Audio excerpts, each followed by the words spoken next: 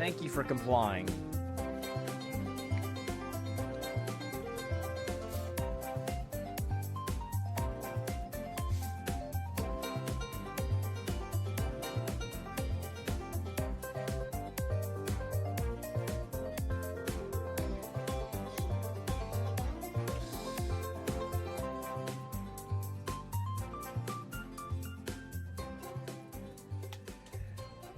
Hey everybody, welcome to episode 108 of the Gene Pool Variety Hour. I'm Sean, I'm the old guy of the bunch. I'm Dad in this little ragtag outfit, and the guy on the other side of the screen or in your other ear is...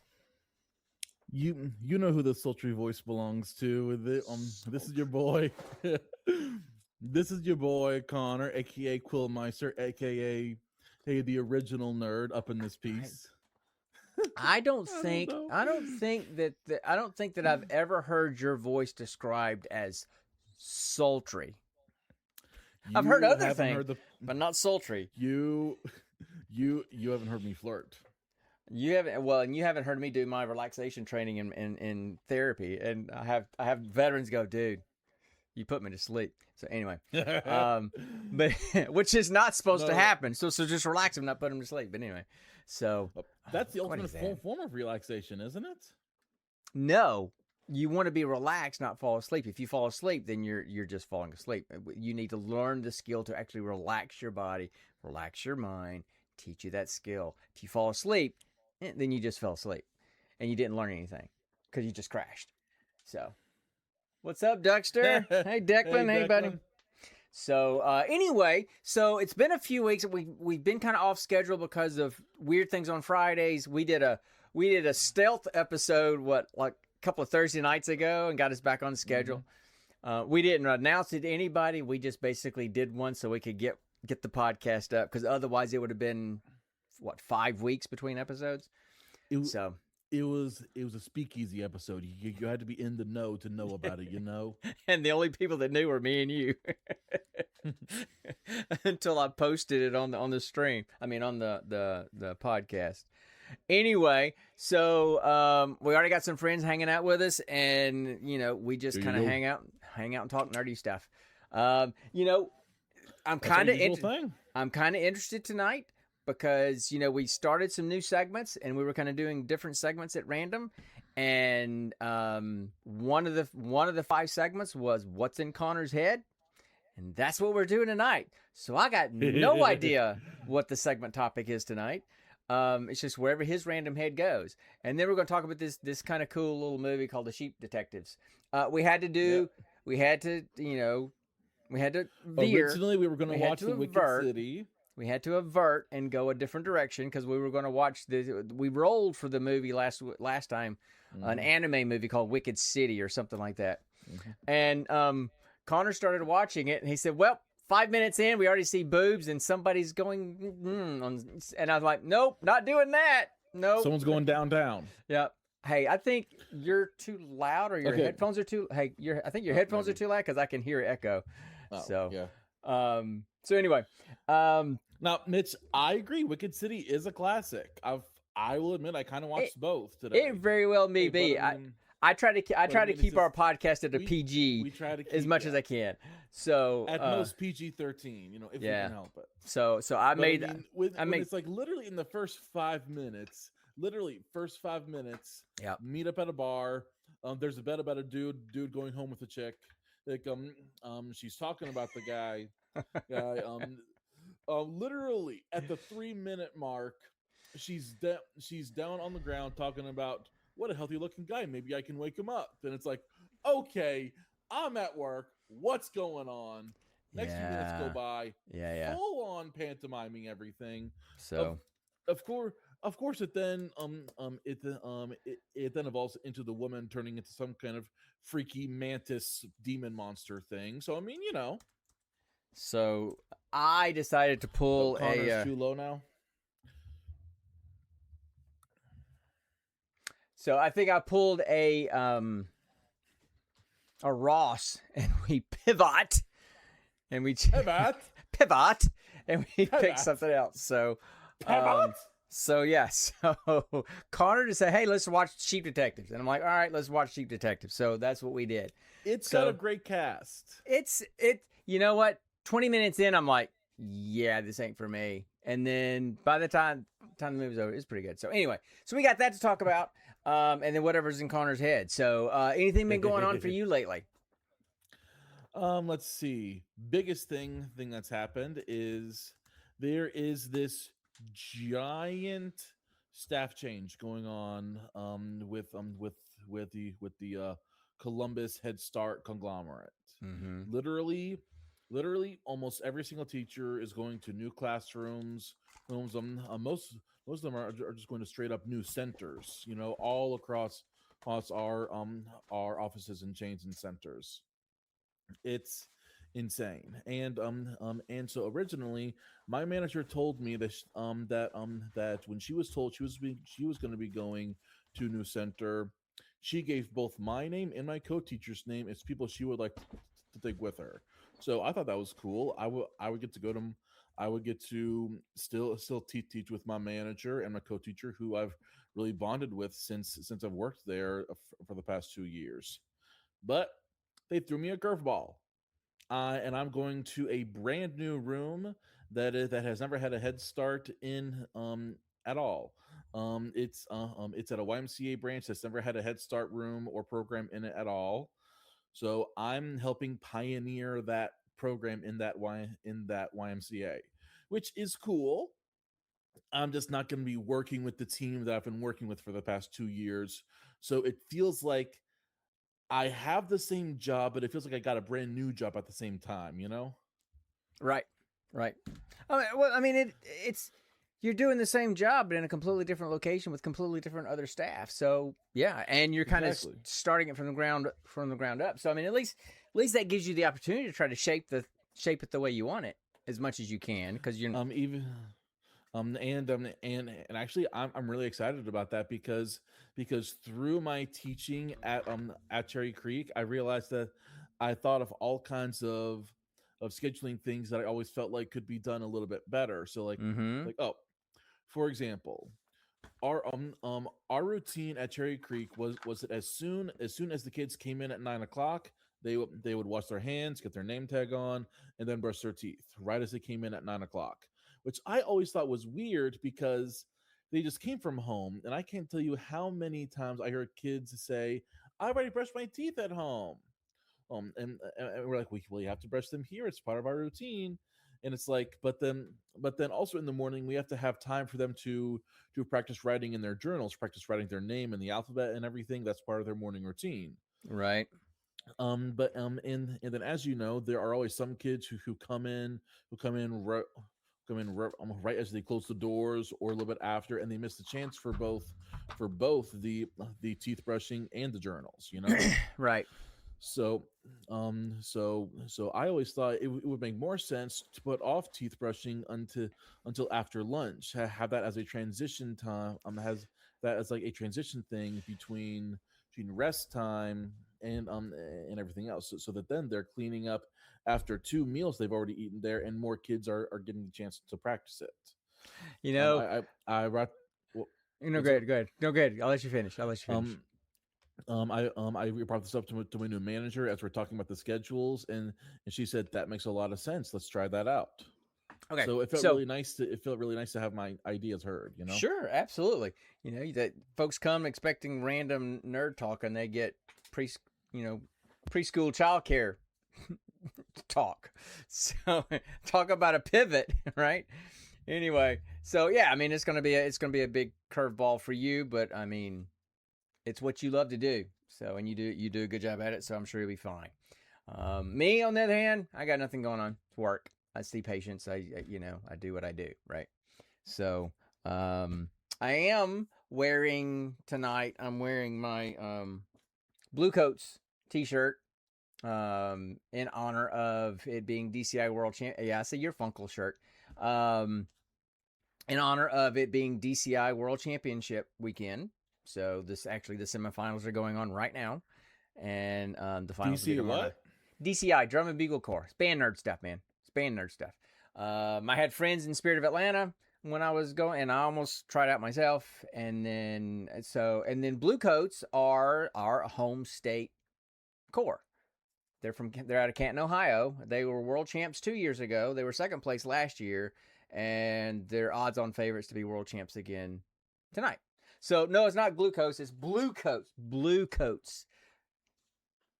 I'll type it in the chat. The opposite of red coats.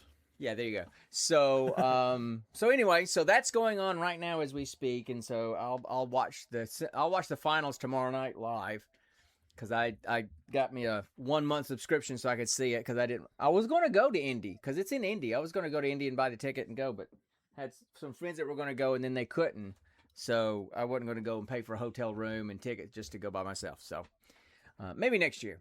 So I'm watching it live on the big screen TV downstairs tomorrow. So just band nerding out. That's all.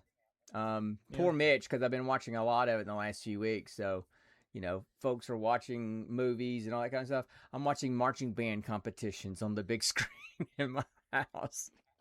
So I'm sure the neighbors that hear the marching band music out the wazoo, out the windows. But so anyway, some people find that relaxing. Yeah, I mean that's true. And my headphone cord is all jacked up, and I can still hear it echo. So I still think your headphones are too loud, not your mic. Your headphones. I think your headphones are feeding back into your mic. So, sorry, just doing some production monkey stuff.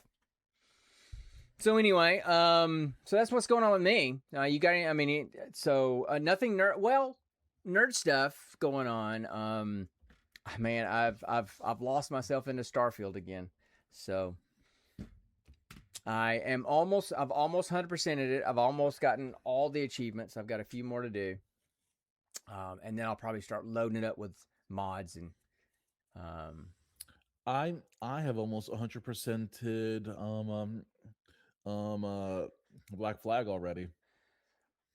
Oh yeah? Yep. So all right, so tell me about Black Flag. Tell me about Black Flag. Black Flag. Jeez, It rolled out. It was a Freudian slip. I'm sorry. Black Flag. Bleh, bleh. Sorry. I can say that, you can't. So now I'm gonna get the community, slap on me because it's, yeah. Hashtag there you go. Let's do that. There you go. We'll do that. So anyway, sorry about that. It was a slip of the. Thank you. As he coughs and then chokes on himself. So. Oh my gosh.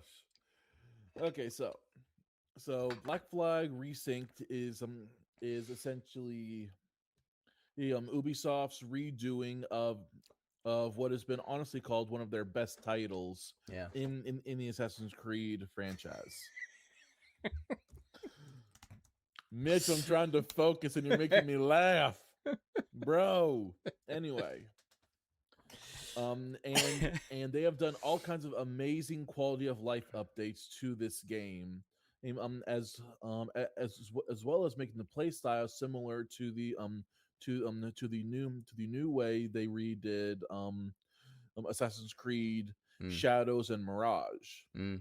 Before with Origins, Odyssey, Valhalla, they made it into essentially like an actual RPG where you have levels, you get experience, you can buy gear of different rarities and put it on. You can make gear here, and then they just put that in the Assassin's Creed universe. Gotcha. But starting with Mirage, they kind of started going back to the classic play style of how the original Assassin's Creed games were.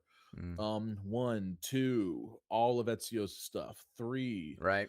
Black Flag, and they started going back into it, and I gotta say, the way that Black Flag now plays, so much more fluid than the original. First off, they have they've had all kinds of side quest stuff that you can unlock. So in the original game, all you had was Adewale, your quartermaster. He was your ride or die, always Mhm. there by your side. But in Resync, they added 4 new officers that you could add to your ship. Okay. And with each officer you unlock, there's all these quests to get them and everything. Mm-hmm. Every officer you gain, your ship also gains new upgrades and new abilities. Mm-hmm. You get a shipwright, a gunner, a master at arms. Your quartermaster is still there, giving you an overall buff to everything. Right. And it's just the animation and the picture looks so much better. I mean, all throughout TikTok, I'm seeing side by side comparisons of the picture, and I'm like, how did I think back in 2013 that this looked good compared to this? Because you didn't How? live in 2026 yet. That's why. That's the Fair. best there was. Fair. It's like, at one point, PS1 games were the coolest looking things out there, right? Oh, So. that by chance? Yes, Did I you see saw the video I sent? TikTok. I saw the TikTok of Ape Escape. Yes, I saw that. And we used to Yes, think that those was were the cool. very first Yeah. game I played, man. Ape Well, on Escape. on PS1, right. So, Yeah.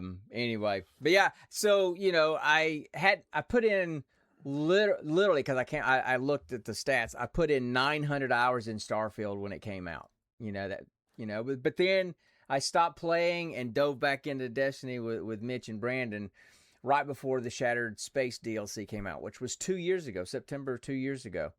So I hadn't played it in 2 years, and so I decided to pick it back up because I just like it, and they had some new stuff come out. They had some new DLC come out, some new updates, and so I dove back in, and so now I'm fully back in it, running it again. And but then I hit my crack last night.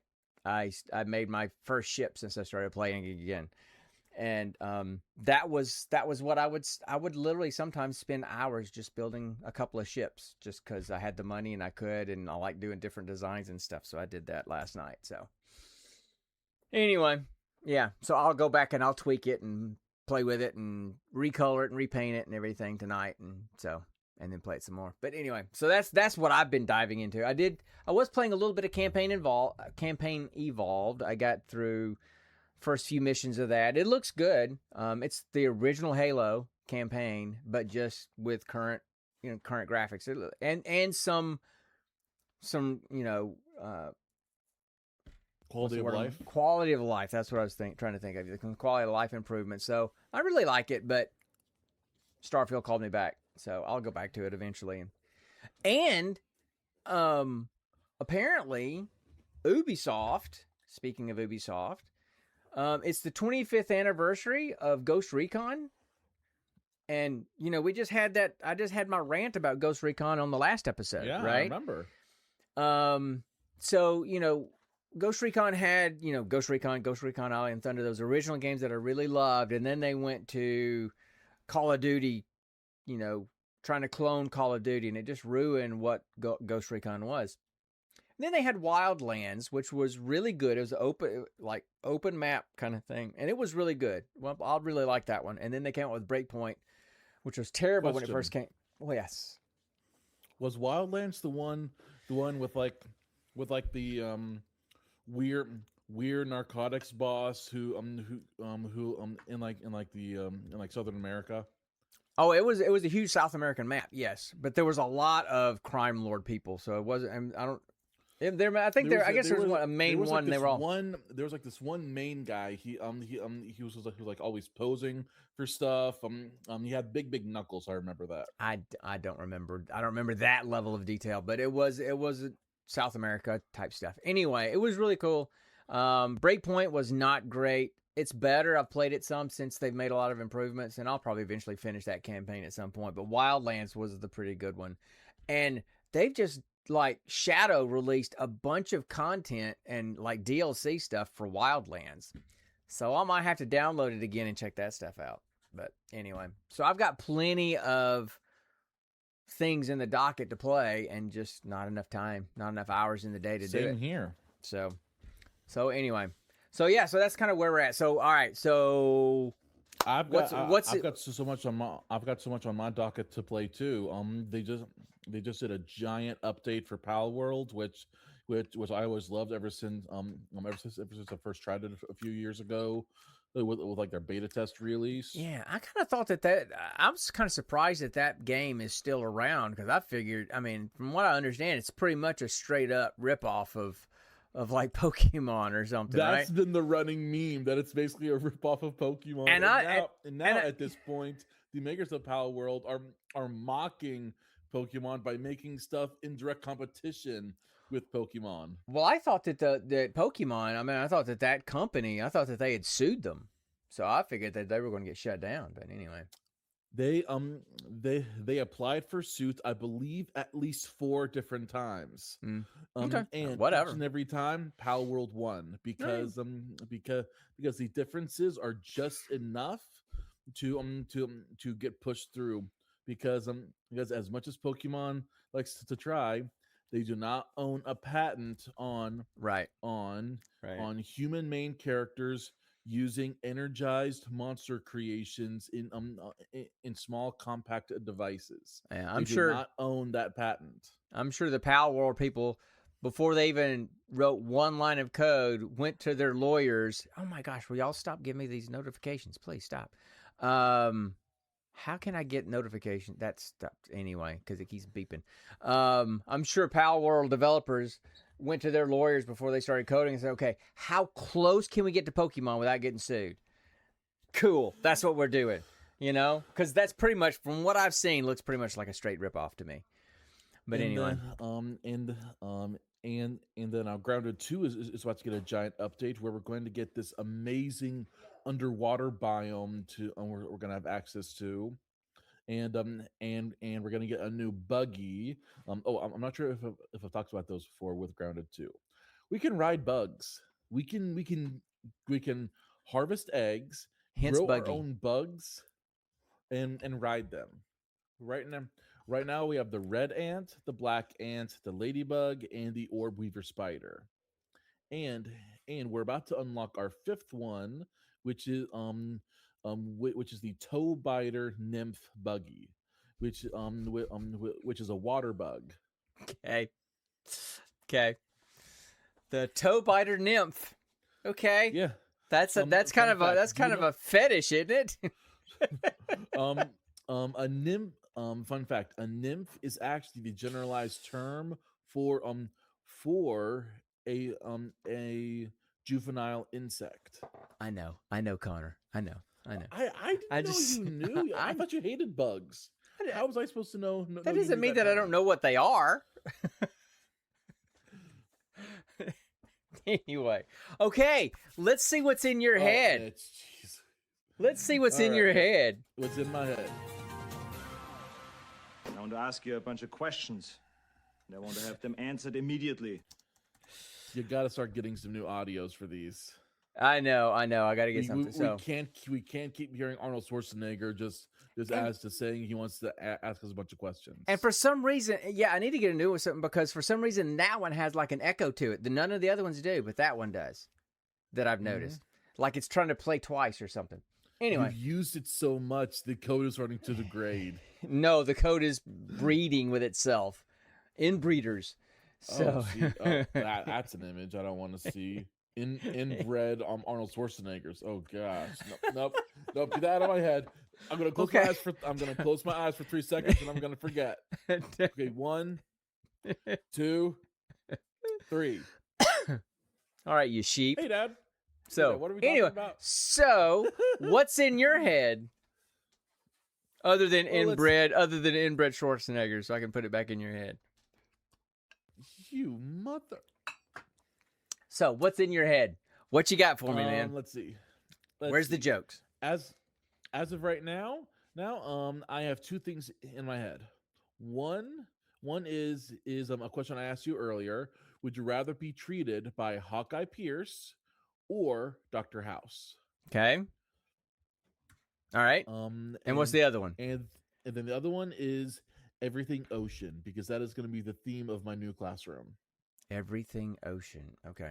All right. Exactly. Everything Ocean. So anyway, So to answer your question, we were kind of talking about it earlier, and we ended up on opposite sides. So I would probably pick House. I like Hawkeye better, but House is a diagnostician. Pierce is a surgeon. Yes, he's a physician, so he could still, but he couldn't do the amount of differential diagnosis that House can. And we generally, significantly, statistically higher rates go to a doctor for illness or disease than we do for surgery. So your need for House is much greater than for Hawkeye. Now, if I knew I was having to have surgery, I'd pick Hawkeye. Although he's basically meatball surgery, as you know. So anyway, that's where I landed. That's where I landed. So for those of you who may not know, the Dr. House is a famous what? Of course, folks, if they know nerd culture, they know any kind of media culture, they're going to know who House is. They know that TV show House. They may not know Hawkeye though. Some of your folks may not, right? Yeah. Because y'all were born 30 years after it was even on. So for those of you who don't know, Hawkeye Pierce, also known as Benjamin Franklin Pierce, also known as Hawkeye, is a character from a show from the 70s and 80s called MASH. It was a show that that followed a MASH unit in the Korean War, the Korean conflict, and basically just showed what they had to go through during that time. MASH stood for Mobile Army Surgical Hospital. Okay. I have to tell you the depths of depression that I'm starting to go through over here on this side. Why? In that, as a Gen Xer, you are having to explain to people what MASH is. The show, everything. And I'm sitting there going, dude, I watched it every Tuesday night on CBS or whatever it was, right? I know you did. And the fact that I'm pretty sure people my generation didn't. Exactly. The fact that we are so far removed from one of the best shows in the history of TV that people don't even know what it is and have never even heard of it and have to have it explained to them is depressing for me. It means I'm one step closer to death. That's all. So, anyway. Don't worry, Dad. I'll be teaching my kids about this show. MASH will live on. I know. Anyway. So I said I would rather be treated by Hawkeye, just because of what we see between the two characters. You're right. House is a genius and a brilliant diagnostician. He just seems like, I don't know. I don't like the guy. He's too blunt and he's too mean. Meanwhile, I can go to someone who has just as much skill, actually more because he's also a surgeon, but he's also an engineer and a brilliant diagnostician because he had to deal with things on the fly, create treatments on the fly. Create apparatuses and tools to treat illnesses and things that the house had never even thought of or conceived. Well, so it's just. I don't think Hawkeye ever would have picked up on the fact that girl was having that we were talking about earlier, that one episode. Anyway, knowing Hawkeye, he probably would have. Think about it. He probably maybe. Anyway. If you're gonna keep bringing that one up, because it's the only one I can remember. I didn't watch. We watched the first couple of seasons of House, and then we stopped watching. So, no, there was something else I was going to say about all that, but anyway. So go ahead, continue. Why Hawkeye? I just feel like if we took Benjamin Franklin Pierce. And put that essence, that character, and that person into a modern setting, I feel like he would essentially become more successful and more skilled than House would, because as a surgeon, but because they're doing different jobs, so they're going to be specialized, right? There's no way that Hawkeye is ever going to be as specialized a diagnostician as House is, because that's what House does. just like House is not going to be a surgeon like Hawkeye is. It's just because this specialization. The higher you go up, the more specialization there is, right? And the other thing I wanted to mention, just because you're a surgeon doesn't mean you can't have enough medical knowledge to help out the MDs. No, I get that, right? I'm not saying you don't have medical knowledge. I'm saying you don't have the precise and detailed and niche medical knowledge, as House does. That's all I'm saying. Yes, he's going to be smart. Well, he's going to be.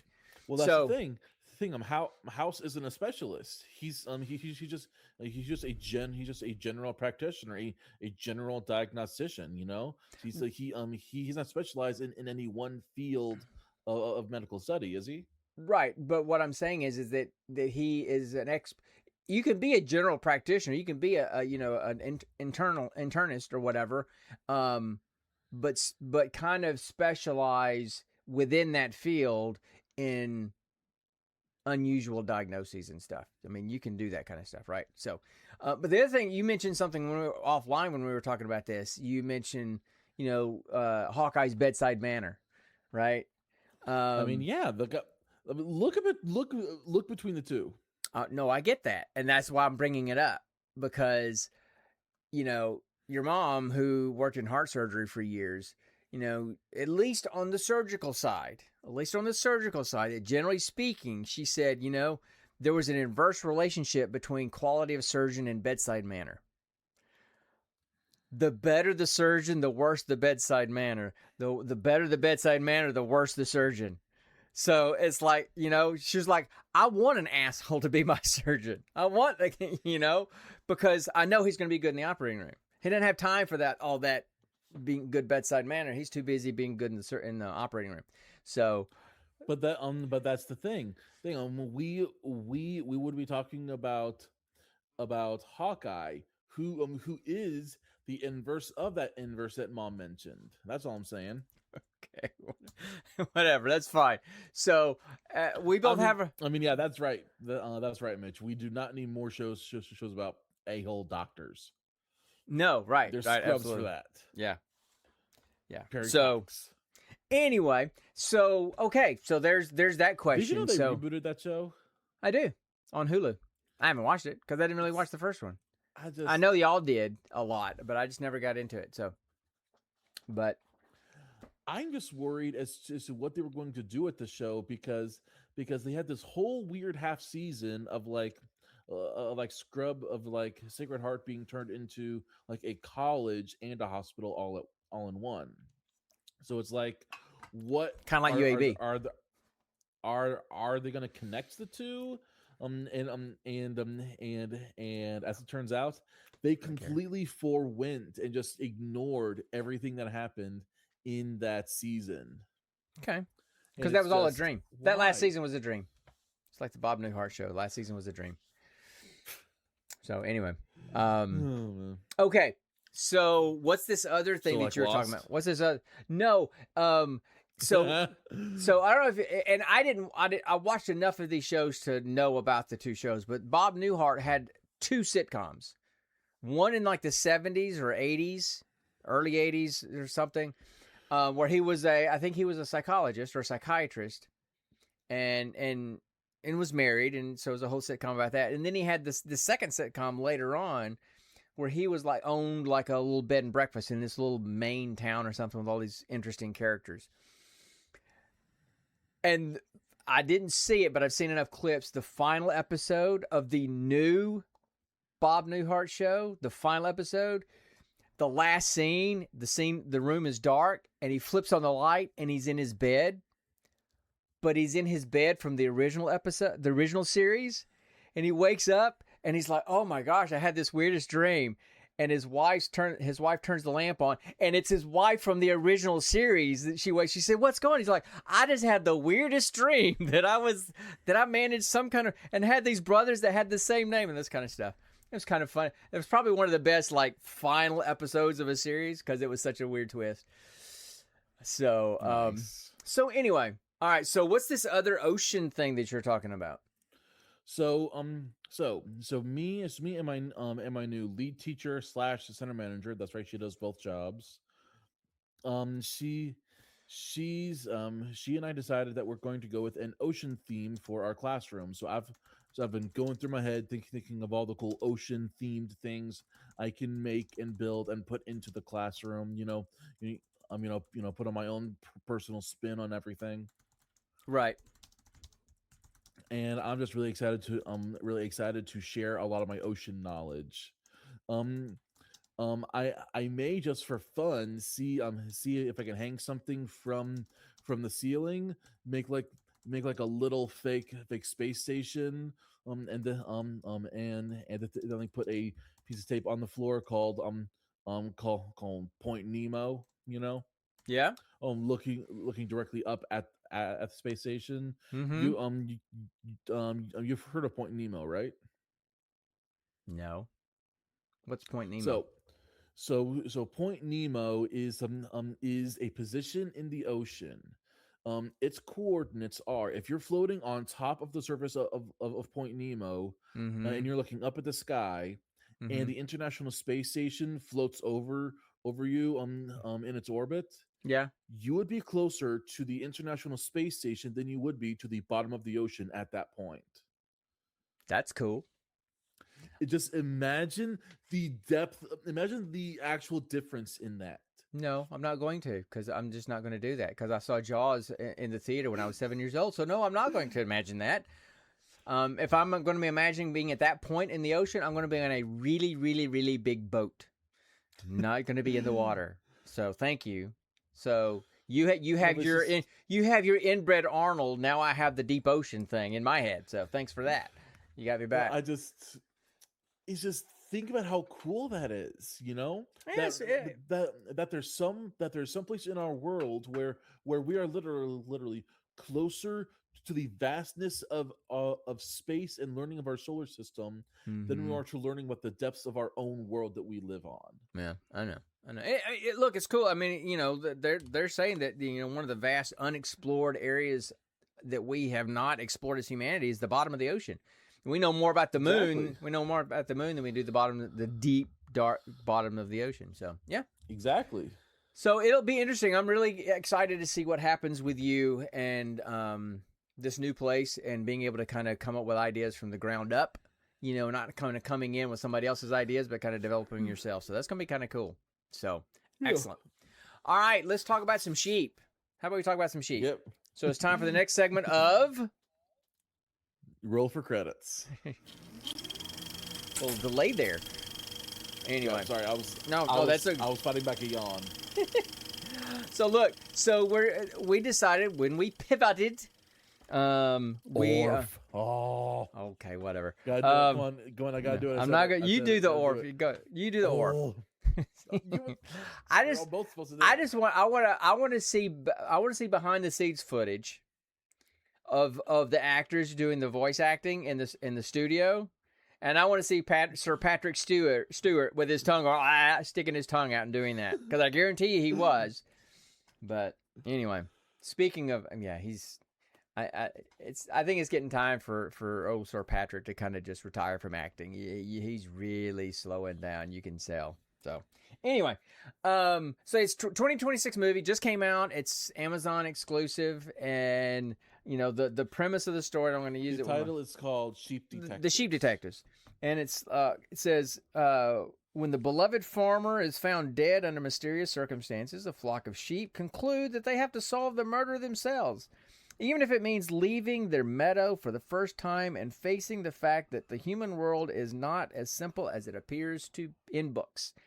So, the whole premise of the movie is Hugh Jackman is a shepherd, and he's got these sheep, and he loves his sheep. He takes good care of them. He names all of them.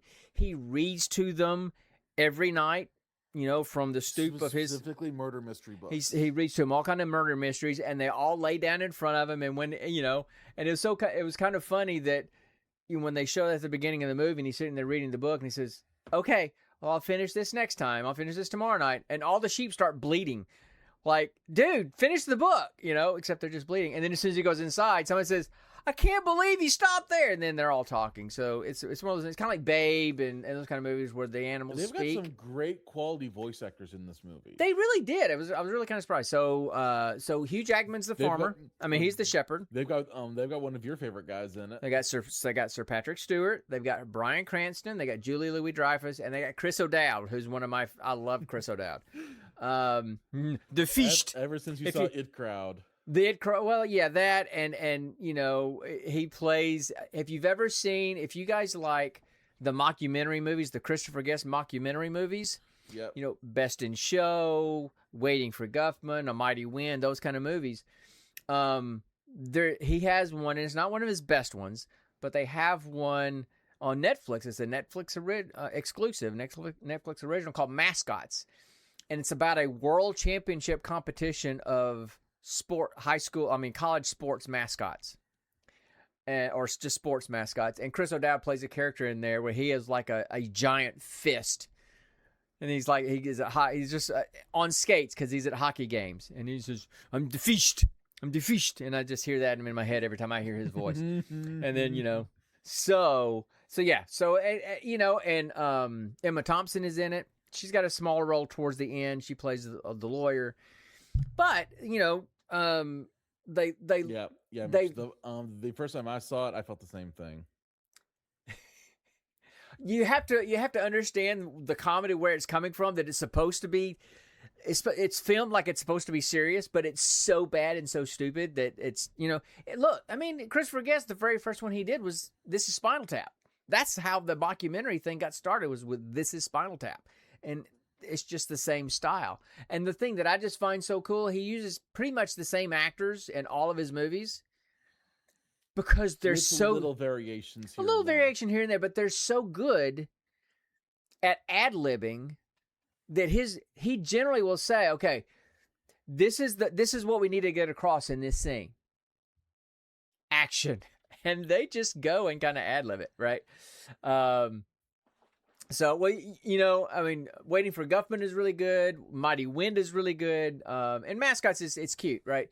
But I kind of like this movie. Yeah, Best in Show and Mighty Wind are probably my two favorites. But they're anyway. Your mom and I really like them. So Hugh Jackman dies. The sheep get up one morning and he's laying dead out on the ground in front. Should we tell them the names of like the main sheep that are there? Sure, go ahead. So there's Lily, played by that's Julie Louis-Dreyfus. Yeah, Julie Louis-Dreyfus. Mopple, that's Chris O'Dowd, played by O'Dowd. Sebastian, who was played by Bryan Cranston. The ever-wise Sir Richfield, played by Patrick Stewart. Mm-hmm. They are a couple of other smaller characters. Well, there's Sebastian. And that was Bryan Cranston. Yep. Mm-hmm. And then there's a couple of other smaller characters that have like just some smaller parts. Wool Eyes, Zora, Cloud. Yeah. But I looked up their names. I didn't recognize the name. So. Yeah. Ronnie and Reggie, the Bashing Rams. Yeah. They had a couple of fun parts. Yeah. Lily is described as the smartest sheep. Mopple, the wisest. Sebastian is described as being the loner watchman of the herd. And Sir Richfield has Orf. Flock, yeah. Flock. He has Orf. Oh, which is just like foul-smelling disease sheep get in their mouth. And trust me, the reason why we keep saying it is because it comes up later in the movie. Yeah. So anyway, now ultimately this is a murder mystery, right? And it turns out it's a very sweet story, but it's a murder mystery. So we're not going to spoil it. So we're not going to talk about a lot of details of the movie. I want to make sure we don't do that because it's a brand new movie and it is a pretty good movie. It's much better than I thought it was going to be. You're freezing up really bad on my end. You're just sitting there completely frozen. So I don't know if you're still there or not. But I want to keep talking. Yep, there you go. So Connor disappeared. I'm here. And there you go. You're back. Yeah, I don't know what happened there, but you completely froze. Yep. Yeah. So. I think the storms are just messing with my stuff. Okay. So anyway, so he dies. They discover his body, and then they realize that, hey, he didn't just die of natural causes. He was poisoned. And the cop in town is kind of dumb. Who's an absolute idiot. And the reality is that, so he, many of you may know, right?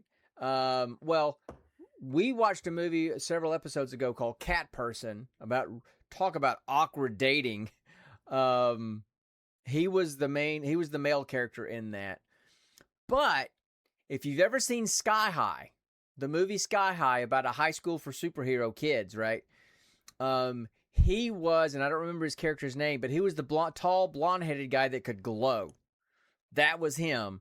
And so we keep seeing him. So, and I think we did Sky High for an episode. So he is actually, I love Sky High. And I can't remember if we did Sky High for one of the earlier episodes, but if we have, that guy may have the record for the most movies on our podcast. Maybe the only 3 movies he's done, but we've kind of talked about all of them. Anyway, so clearly the townspeople are not the smartest and on top of things. And so Lily takes it upon herself to solve his murder herself. I mean, it's just a small town. I can't remember if it's in the UK or Ireland. It's somewhere over there. I mean, it's a small United Kingdom town. Yeah, yeah. I believe United Kingdom is the generalized term for that conglomerate of countries. Yep, yeah. So, then it's a matter of them finding ways to convey information to the humans to help them solve the murder. Like one of the suspects lost a piece of jewelry in the meadow, and the sheep found it. But the cop is kind of an idiot, so they have to go to town. The thing that never ends. The thing that never ends. Mopple and Lily have to go into town, steal the cop's hat, and run off. And he chases them all the way back to the meadow, and finds the bracelet. And then they draw maps with paint. So they kind of solve the crime. They then also literally have to help him so much. They break into into Hugh Jackman's trailer. They get the book that he was just reading that talks all about means, mode of opportunity, and all that. They bring it to his office and bash on the door, drop the book, and run away. Right. And then all of a sudden, there's this great montage of investigation because this dude read the book. Right. So they're literally helping. They're literally helping him solve the crime. And there's all 100% expect. Go ahead. I would 100% expect. At some point after this movie, the officer came by and pinned deputy badges to some of their wolves. Right. And fair enough, Mitch. Mitch is saying he's very adorable and he's never had to deal with any of this at all, right? I get that. Okay, so I'm harsh and That's very fair. I'm harsh and I'm hard-edged and I'm just like a mean guy. All right. Got it. Copy that. But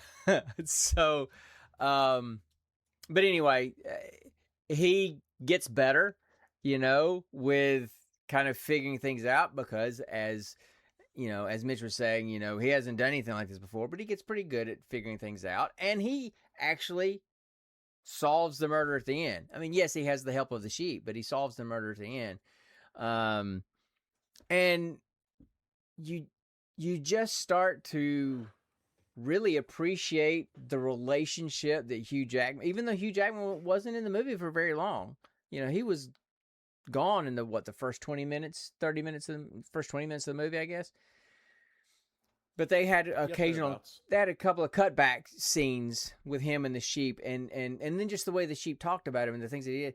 You started to see just that compassionate relationship that he had, with animals and with his sheep, and how he saved Sebastian. There's a story there where he saved Sebastian from a carnival, and so you just started to see this cool connection, right? And that's when it started getting kind of touching. And so there's a lot of cool touching moments in there. Some pretty funny ones too, but one of the things a lot of funny ones. Well, and I think what I liked was the Winter Lamb backstory, right? The subplot with the Winter Lamb, because they talked to. Go ahead. Just to lay out a little bit of fun biology for you guys, we have never understood why, as long as we've domesticated sheep, but it's a common theme. If a lamb is ever born during the winter season, the flock will actually ignore it and actively reject it, even its own mother. No one understands why. And this is only rectified if the lamb is put in a different flock. If any of the original flock see this lamb, or even if they see it as a fully grown sheep, they will actively ignore it and reject it. No one is able to understand why at all. Right. But it is a common theme throughout this movie, because there happens to be a winter lamb in this flock. Right. This little baby lamb, really cute, and Hugh Jackman's character George, right? George fed it and talked to it and loved on it because the sheep ignored it, and so it was just kind of by itself. There's one scene where all the sheep are in the barn and it's raining outside, and this little winter lamb is just kind of huddled under a tire to try to get out of the rain. But you also find out later on in the movie that Sebastian, who's kind of the loner, who always kind of keeps to himself and back off, he was a winter lamb, and he had been rejected so much by his flock, he finally left. And then he believed that he needed to be rejected. He believed he had no value because he'd been told it for so long, and so he left the flock. And then a carnival picked him up, and they kept him. And he says it was great for a while. He was like in a petting zoo, a little petting zoo, and that was fine. He says then he got too big and too old, and so he wasn't good for that anymore. So then they started putting him all the carnival the carnies. At night carnies would put him in a ring with a dog, kind of like pit bull fights, and he had to fight dogs to the death, and so he had scars all on him and this kind of thing. So it turns out he was a winter lamb. You had this other little winter lamb in there, so you had these two rejects on either end, and like my little sign says, basically they saved the day because Sebastian ends up saving Mopple and Lily from getting attacked by some dogs, and then the little winter lamb basically is able to get in and because he's small, he can get into the jail through the little window to kind of. But the biggest thing he did is that he didn't forget. Right. So that's another thing. Another big thing in this movie, which actually is another phenomenon with sheep.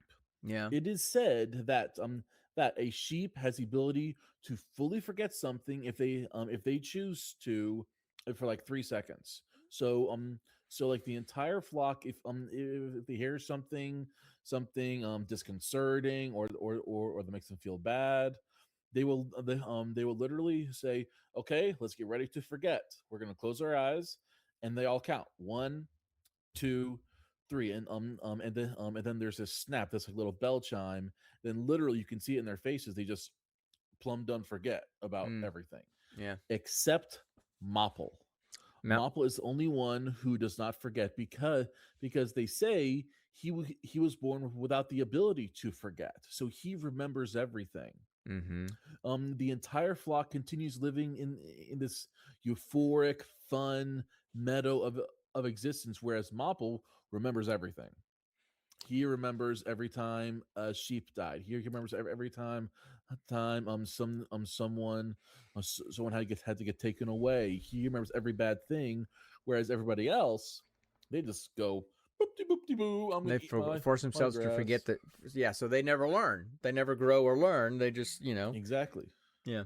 So he carried the weight of the flock, because he carried the He history really of the did. flock. See, so And so and so going back to the Winter Lamb, eventually Lily and Mopple are telling the flock all the things they've learned. The flock is like, we don't want to hear this. This makes us feel sad. We want to forget. And then Lily is like begging them to not forget, but they ignore her and then just go. They go through their routine. yeah, yeah. And so they forget. They go back to the meadow, go back to the barn, and just wait for things to pass on. And Lily and Mopple are like, "What are we gonna do? We have to tell them this thing that we discovered." But in order to do that, we need to get in here. But we're too big. Yeah. Winter Lamb comes up and says, "I can fit, and I did not forget." Yep. So the two winter lambs that were historically the rejects of their flocks are the ones that basically kind of save the day. Now, of course, Lily did all the detective work, but if it wasn't for those two, one, Lily probably would have been killed, and two, they couldn't have gotten into the jail to leave the evidence that they needed to help solve the crime. Exactly. So it ended up being a really cute. We completely missed something. So the reason I miss a lot. Why? So the reason why we keep on bringing up Orf is because Orf is the reason why a lot of this stuff happened. George. The motive. Hardy, there you go. Yeah, the motive. Mm-hmm. If so George Hardy, he raises sheep for wool. So he had to make sure they were healthy for long periods of time so that he could harvest their wool. Orf was something that made it really hard to keep them healthy because all that growth and bacteria in their mouths making them sick. Right. So he developed a medicine that he then sold to a major agriculture firm for 30 million American dollars. Right. And that and in his will he was going to leave that to one of the people read in the will. And that and that became the motive to get rid of him.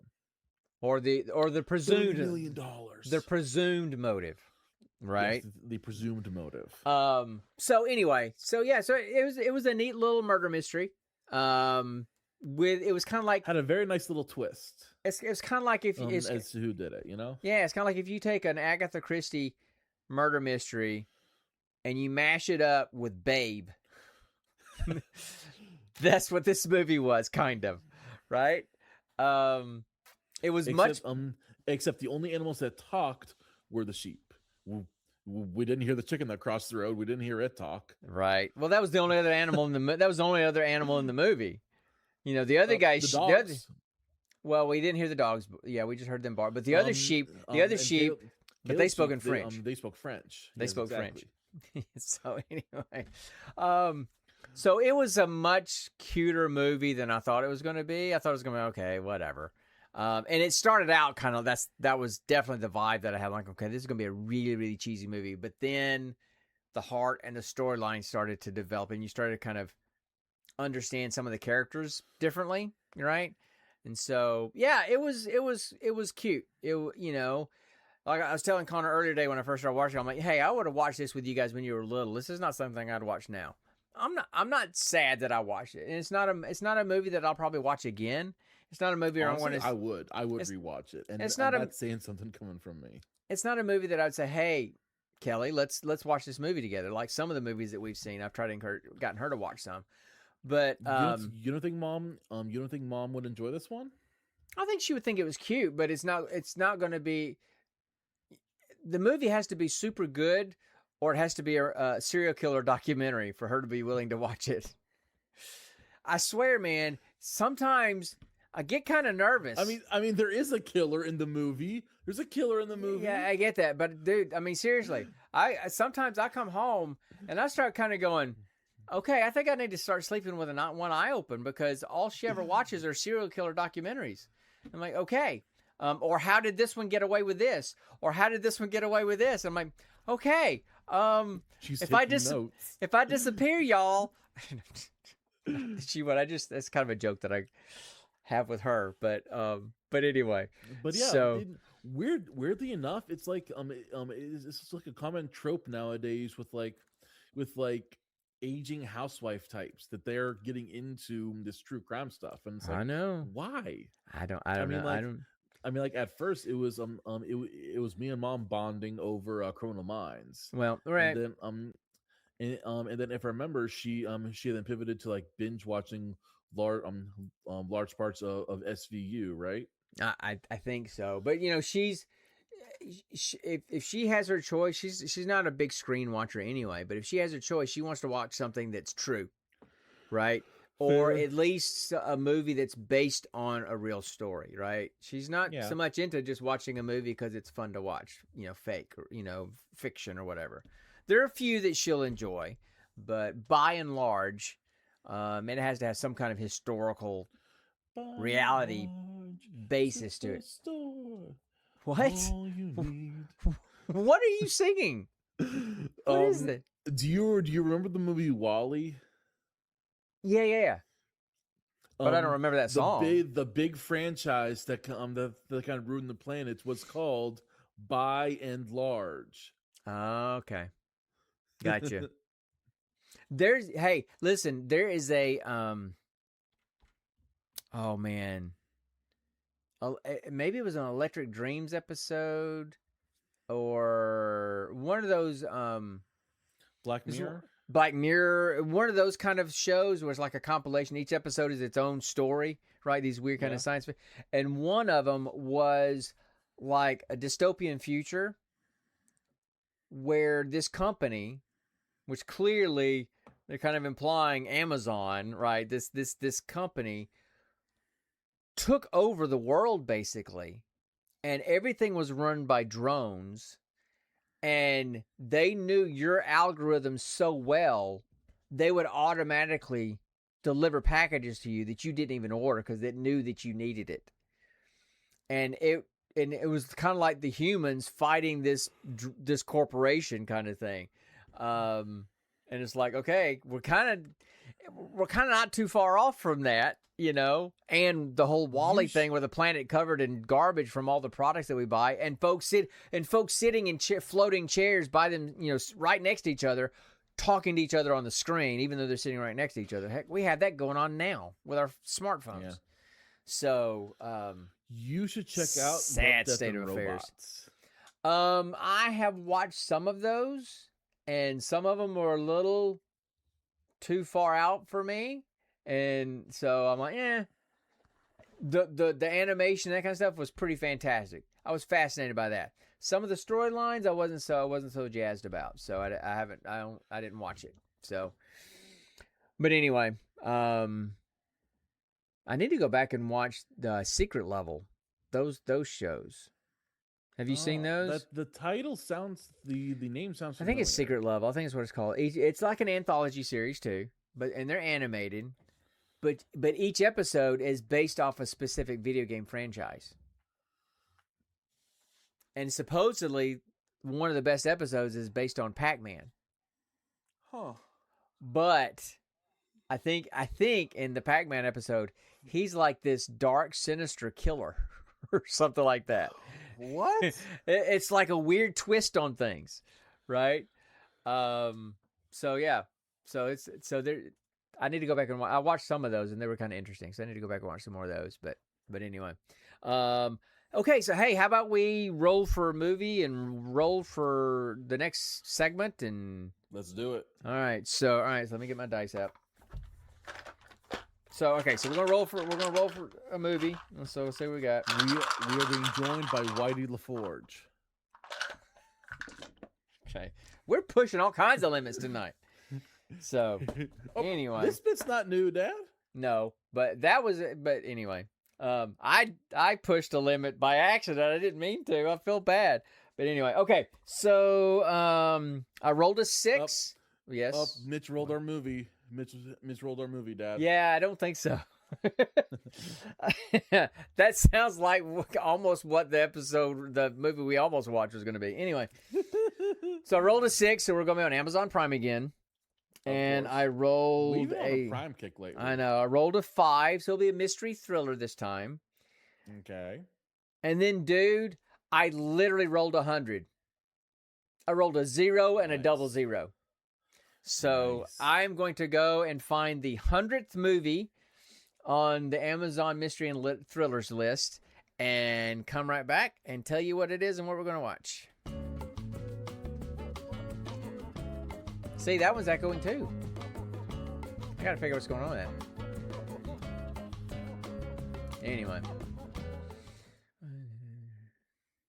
Okay, so... Oh, I want to watch that, Mitch. I want to watch that. So where... yeah, that looks interesting. Bigfoot fighting Wendigos. We're not going to watch the 100th movie because the 100th movie is a movie we've already seen that we've done an episode on called Payback with Mel Gibson. And we did that one just, I don't know, within the last 10 episodes, I think. What movie was it called? It's called Payback. We've done it. Yep. I have no memory of it, Dad. Yeah, I know. I don't have a memory of half of the ones we've seen either. So I'm going to move right over to the next one. I used my sheep brain to forget it. There you go. So, and the movie right next to it is called The Last Day on Mars, or The Last Days on Mars. And the premise is a group of astronaut explorers succumb one by one to a mysterious and terrifying force while collecting specimens on Mars. It stars Liev Schreiber. You've seen him and stuff. I can't remember. I think he played. Did he play Beast in one of the X-Men movies? He may have. I can't remember. I thought he did. No. I know in the original X-Men movies it was Kelsey Grammer. Yes, it was Sabretooth that he played, Mitch. Because there was some guy that played Sabretooth, but I didn't think it was Schreiber, but I thought he did in one of the movies. To my knowledge, the few times that Sabretooth has been mentioned in the Marvel movies repertoire, it's been the same guy. Yeah, I know. So even in the recent Deadpool movie, it was the same guy. All right. Hey Siri, has Liev Schreiber ever played in a superhero movie?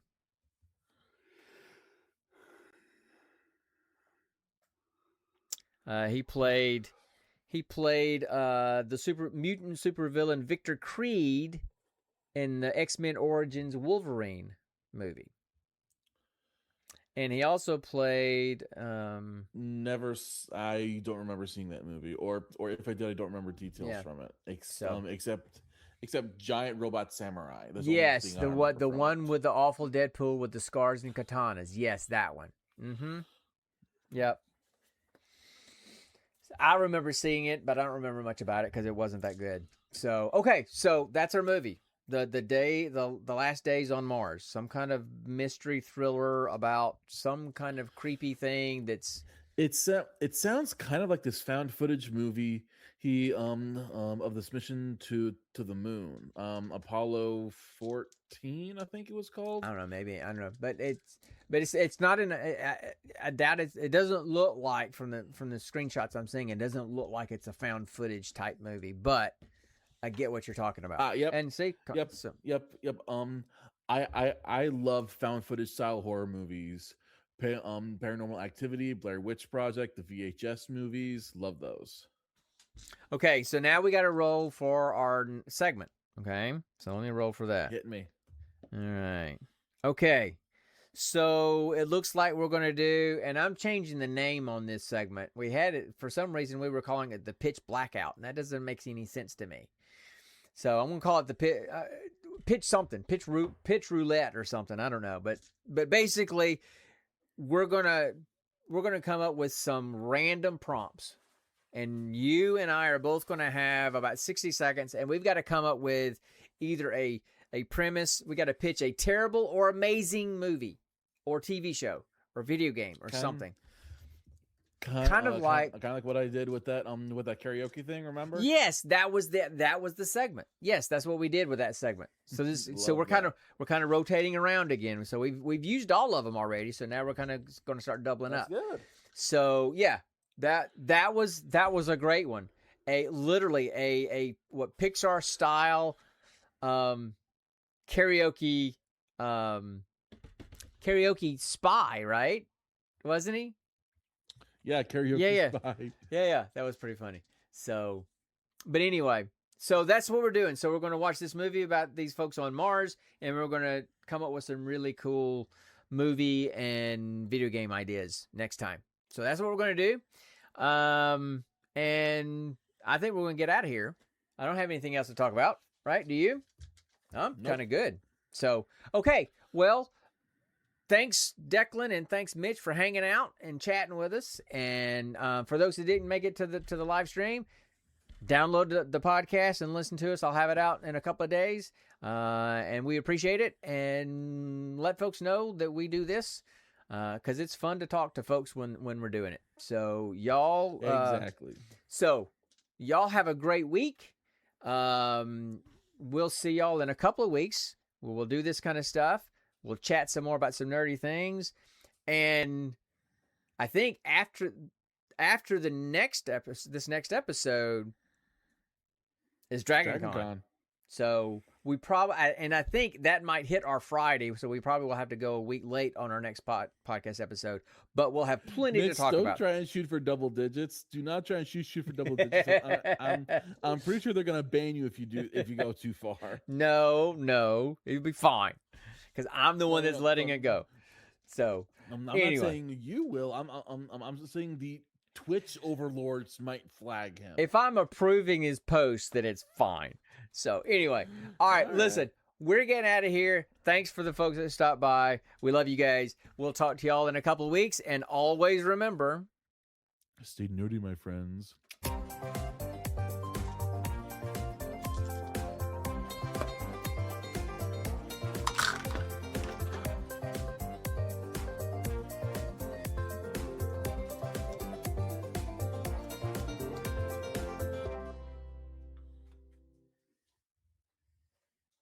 You're still here? It's over. Go home.